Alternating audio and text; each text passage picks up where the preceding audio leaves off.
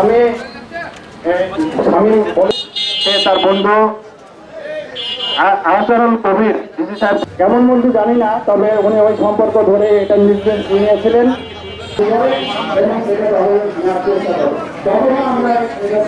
আমাদের বক্তব্য রইল, আমরা নাটোরবাসী আপনাদের একাত্মতা প্রকাশ করছি। নাটোর রাজপথে লড়াকু সৈনিক সেখানে থাকা সম্ভব হয়, কিন্তু এখানে আজকের এই মানববন্ধন কর্মসূচিতে অংশগ্রহণ করেছেন আমাদের ভাই আলহাজ শহীদুল ইসলাম বাচ্চু ভাই, উপস্থিত আছেন জেলা বিএনপির ফ্যাসিস্টের কোনো কিছু নাটোরে থাকবে না। নাটোরের প্রশাসন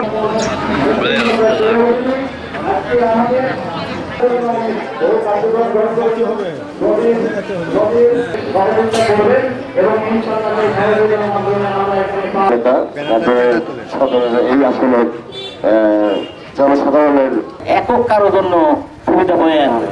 আমাদের একটাই বক্তব্য যে এই তারেক রহমান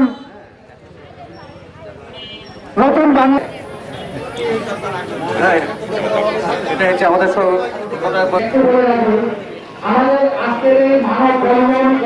মোটা প্রাচীর ছিল, সেই পুরাতন বিল্ডিং এর প্রাচীর, প্রকাশ অফিসের ঘর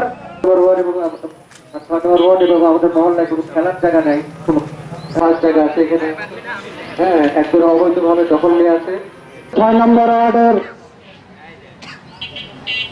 একজন শিশু সন্তান